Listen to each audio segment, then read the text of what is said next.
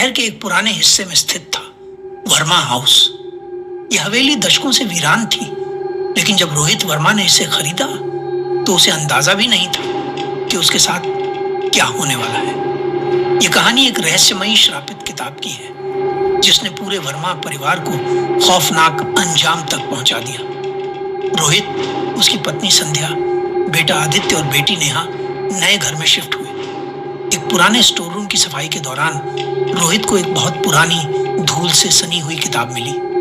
किताब के पन्ने पीले पड़ चुके थे और उस पर कोई लेखक का नाम नहीं था। जैसे ही रोहित ने किताब खोली, एक अजीब सी ठंडी हवा पूरे कमरे में फैल गई। संध्या ने किताब को हाथ में लेकर देखा और कहा, यह किताब बहुत पुरानी लग रही है, कहीं यह किसी प्राचीन ग्रंथ का हिस्सा तो नहीं।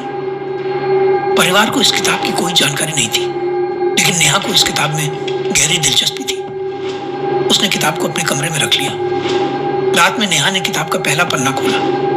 उसमें किसी अनजान भाषा में कुछ लिखा हुआ था। जैसे ही उसने पढ़ने की कोशिश की, कमरे की लाइटें तेजी से जलने बुझने लगी। वो डर गई और किताब बंद कर दी।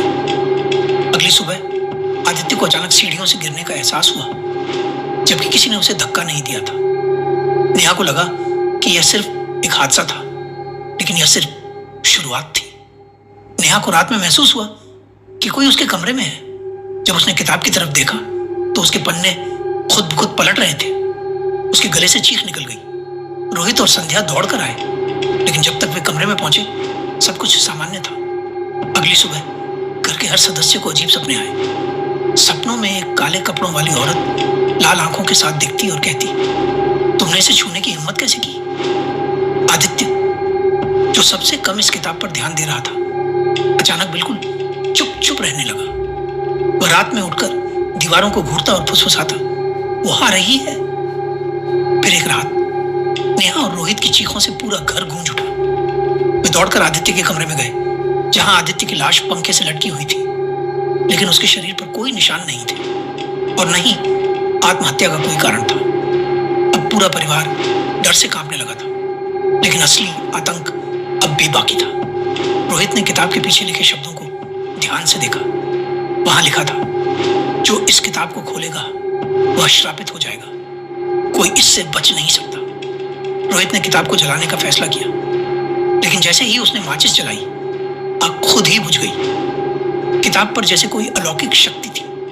संध्या की हालत बिगड़ने लगी। वह अचानक बेहोश हो गई और जब होश आया तो उसकी आंखें काली हो चुकी थी। उसने रोहित की तरफ देखा और अजीब आवाज में कहा, अब तुम्हारी बारी है। नेहा को अचानक घर के हर कोने से किसी के फुसफुसाने की आवाजें आने लगी। रोहित ने उसे लेकर भागने की कोशिश की, लेकिन दरवाजे अपने आप बंद हो गए। फिर संध्या अचानक जमीन पर गिर पड़ी और तड़पने लगी। उसके शरीर पर गहरे निशान उभर आए, जैसे किसी ने उसे नोच डाला हो। कुछ ही पलों में उसकी मौत हो गई। नेहा अब अकेली बची थी। वह घर से भागने के लिए दरवाजे की ओर दौड़ी, लेकिन तभी पीछे से किसी ने उसका हाथ पकड़ लिया। पड़ोसियों ने अगली सुबह वर्मा हाउस में देखा कि रोहित, संध्या, आदित्य और नेहा चारों की लाशें अलग अलग कमरों में पड़ी थी, लेकिन वो श्रापित किताब अब वहां नहीं थी।